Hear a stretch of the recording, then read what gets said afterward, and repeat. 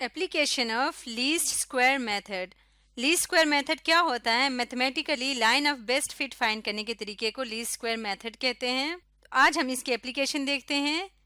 Question है, the data in given table shows the amount A. जो नीचे दिए हुए टेबल है उसका डेटा शो कर रहा है अमाउंट ए। अमाउंट को किससे शो कर रहे हैं? ए से, जो कि मिलीग्राम्स में दिया हुआ है। Of the radio active isotope gallium 67। ये एक रेडियो एक्टिव आइसोटोप है जिसका नाम है गैलियम 67। उसका डेटा उसके अमाउंट के बारे में डेटा दिया हुआ है जिसको ए से शो किया हुआ है।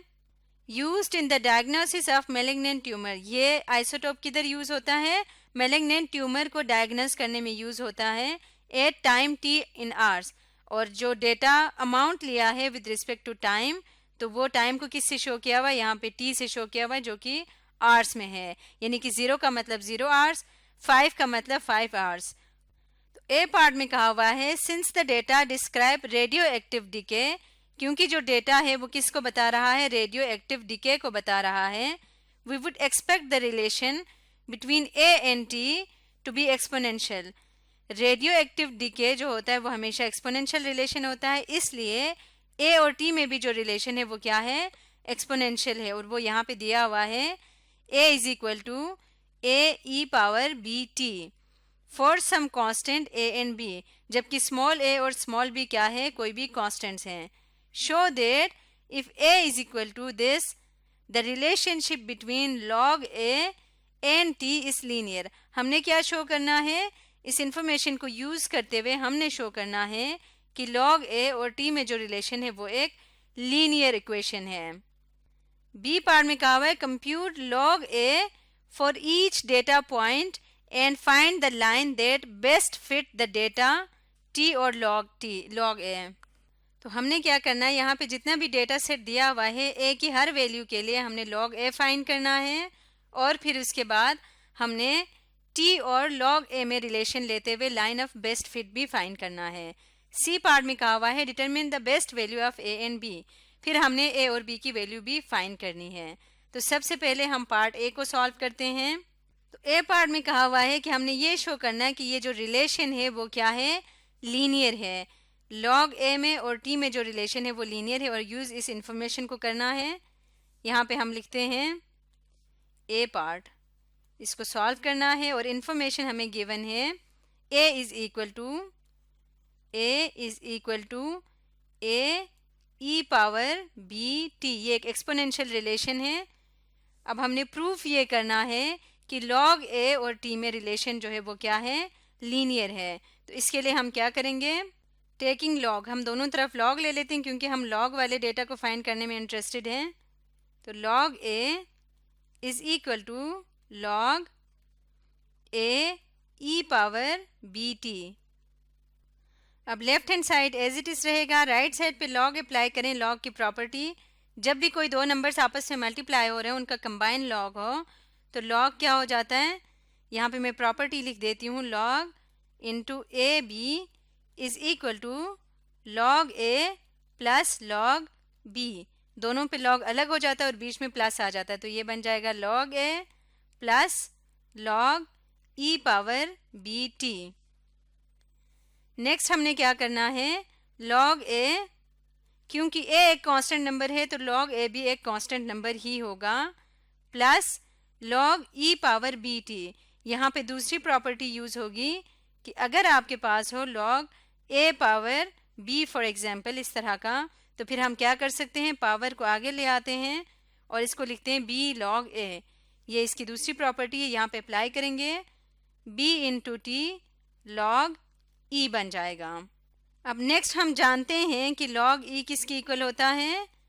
लॉग और एक्सपोनेंशियल एक दूसरे के इन्वर्सिस हैं, तो लॉग और एक्सपोनेंशियल का प्रोडक्ट हमेशा 1 के इक्वल होता है।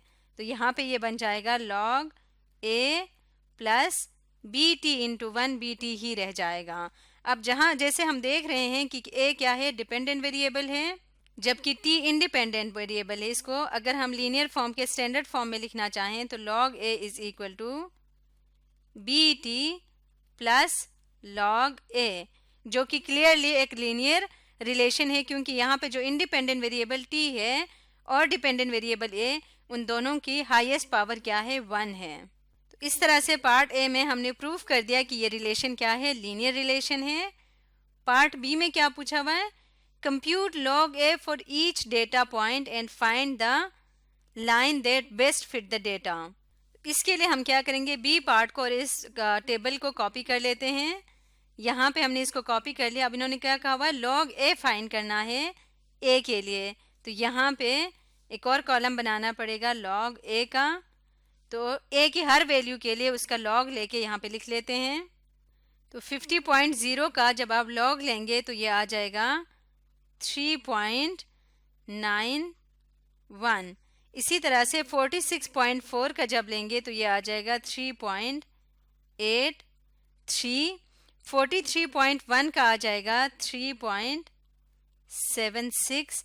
39.9 का आ जाएगा 3.69 और 37.1 का आएगा 3.61। इसके बाद उन्होंने कहा हुआ है कि line that best fit the data, यानी लाइन ऑफ बेस्ट फिट हमने फाइंड करना और रिलेशन किस में लेना है, टी और लॉग ए में। अब ए को हमने नहीं लेना तो ए को हम इग्नोर कर देते हैं। टी और लॉग ए में हमने रिलेशन अब देखना है। तो लीस्ट स्क्वायर मेथड का सबसे पहला स्टेप क्या था, स्टेप 1 था for each x y point calculate x square and x y. तो इस केस में हमारा एक्स पॉइंट क्या है, एक्स पॉइंट हमारा है टी और y पॉइंट है log a। अब क्योंकि हमें a की वैल्यूज़ नहीं चाहिए तो a को हम यहाँ से रिमूव कर देते हैं और यहाँ पे क्या करेंगे, हमने फाइंड करना है t square and log a into T, तो यहाँ पे t स्क्वायर लिख देते हैं। इसकी वैल्यू फाइंड करेंगे। 0 का स्क्वायर 0 आ जाएगा, 5 का स्क्वायर आएगा 25, इसी तरह 10 का स्क्वायर आएगा 100, 15 का स्क्वायर आ जाएगा 225 और 20 का स्क्वायर आ जाएगा 400। इसके बाद नेक्स्ट हमने फाइंड करना है एक्स वाई। तो यहाँ पे x की जगह है t और y की जगह पे log a। तो हमने फाइंड करना है t इंटू log a। तो यहाँ पे आ जाएगा 0 इंटू समथिंग 0 ही आ जाएगा। t इंटू log a है। 5 इंटू 3.83 जब मल्टीप्लाई करेंगे ये आ जाएगा 19.19। इसी तरह से नेक्स्ट आ जाएगा 37.64। 15 मल्टीप्लाई बाई 3.69 आएगा 55.29 और लास्ट में आ जाएगा 72.27। इसके बाद स्टेप 2 है sum all x y x square and x y which gives us this. अब हमने इनका समेशन लेना है। तो x यहाँ पे हमारे पास t है तो t को सम करेंगे ये आ जाएगा 50। इसी तरह से t स्क्वायर को सम करेंगे ये आ जाएगा 750 और log a को सम करेंगे तो ये आ जाएगा 18.81 और t इंटू log a को जब सम करेंगे तो ये आ जाएगा 184.39। इसके बाद नेक्स्ट स्टेप क्या है, कैलकुलेट स्लोप m। हमने स्लोप फाइंड करना है m। तो यहाँ पे फाइंड करते हैं इसका slope. m is equal to n, यानी नंबर ऑफ डेटा है। इस केस में n कितना है 1 2 3 4 5। n है 5 तो यहाँ पे आ जाएगा 5 multiply by summation of X Y यानी log a multiply by t जो कि है 184.39 माइनस समेशन ऑफ x 50 आ जाएगा और multiply by summation of y क्या आ जाएगा 18.81 ओवर n है 5 multiply by summation of x square आ जाएगा 750 minus summation of x whole square 50 का होल स्क्वायर। इसको जब हम सिंप्लीफाई करेंगे ये इक्वल आएगा -0.015 के। ये m की वैल्यू आ गई है। और अब स्टेप 4 है कैलकुलेट इंटरसेप्ट b। b की वैल्यू फाइंड करनी है। तो इसके लिए फॉर्मूला लिखेंगे b is equal to summation of y किसकी इक्वल है 18.81 के इक्वल है, प्लस सॉरी यहाँ पे माइनस है, m क्या है 0.015, तो माइनस माइनस प्लस बन जाएगा 0.015 multiply by summation of x जो कि 50 के इक्वल है ओवर n 5 के इक्वल है। इसको जब सिंप्लीफाई करेंगे तो b की वैल्यू आ जाएगी 3.9। इसके बाद स्टेप 5 है assemble the equation of a line y is equal to mx plus b। हमने इक्वेशन ऑफ लाइन को असेंबल करना है। y की जगह पे हमारे पास यहाँ क्या है, y किसकी इक्वल है log a के इक्वल है, और x किसके इक्वल है t के इक्वल है। तो हमारी इक्वेशन बन जाएगी log a is equal to m into t plus b के। यहाँ पे वैल्यूज़ को सब्स्टिट्यूट कर देते हैं। तो अगर हम m की वैल्यू देखें तो यहाँ पे m की वैल्यू है -0.015, तो यहाँ पे आ जाएगा -0.015 इंटू टी प्लस b की वैल्यू है 3.9। log of a is equal to -0.015 t plus 3.9। ये हमारा लाइन ऑफ बेस्ट फिट है। तो बी पार्ट इस क्वेश्चन का कंप्लीट हो गया। बी पार्ट में यही पूछा हुआ था कि line of best fit find करना है। अब सी पार्ट देखते हैं। इसमें कहा हुआ है determine the best value of a and b. इसको हम यहाँ से कॉपी कर लेते हैं और यहाँ पे हम इसको लिख लेंगे। ए और बी क्वेश्चन में कहा हुआ था कि कोई भी आर्बिट्ररी कॉन्स्टेंट्स हैं। अब हमने इनकी वैल्यूज़ को फाइंड करना है। क्योंकि हमने बेस्ट वैल्यू फाइंड करनी है ए और बी की, तो इसलिए हम क्या करेंगे, लाइन ऑफ बेस्ट फिट को हम यूज़ करते हुए ए और बी की वैल्यू फाइंड करेंगे। तो लाइन ऑफ बेस्ट फिट को लीस्ट स्क्वायर और रिग्रेशन लाइन भी कहा जाता है।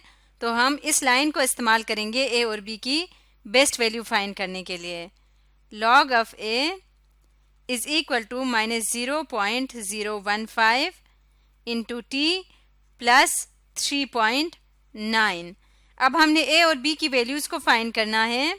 तो इसके लिए हमें अपने ओरिजिनल इक्वेशन के साथ इसको कंपेयर करना पड़ेगा। जो ओरिजिनल इक्वेशन है वो है a is equal to A e B T, A और e पावर बी टी।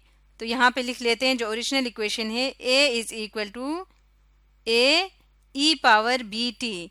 तो यहाँ से इस a और b की वैल्यू फाइंड करने के लिए हमें अपने इस इक्वेशन को इस फॉर्म में लेके आना होगा। इसका मतलब हमें यहाँ से log को रिमूव करना है, तो हम दोनों तरफ एक्सपोनेंशियल ले लेते हैं। Exponential of log of a is equal to e power -0.015 into t plus 3.9। हमने एक्सपोनेंशियल क्यों लिया है, क्योंकि log और एक्सपोनेंशियल एक दूसरे के एंटी हैं, इन्वर्स हैं। तो यहाँ से e और log कैंसिल हो जाएंगे, यहाँ पे आ जाएगा a और ये आ जाएगा e power -0.015 into T into e power 3.9। यहाँ पे हमने कौन सी वैल्यू यूज़ की है, अगर कोई आपके पास x plus y for example इस तरह की कोई फॉर्म हो तो हम क्या कर सकते हैं, a power x into a power y। Same base के साथ पावर को अलग अलग करके लिख सकते हैं। इस प्रॉपर्टी को यहाँ पे इस्तेमाल किया है। और अब e पावर 3.9 को अगर आप कैलकुलेट करेंगे तो ये इक्वल आ जाएगा 49.4 के। 49.4 इंटू ई पावर -0.015 इंटू टी।